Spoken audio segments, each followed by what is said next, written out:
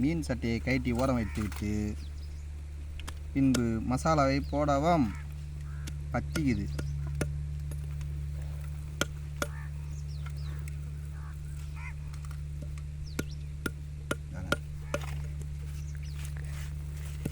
சாரல் அப்படி இப்படி தூவணும், அப்படி தூவணும். தலை கட்டிச்சு.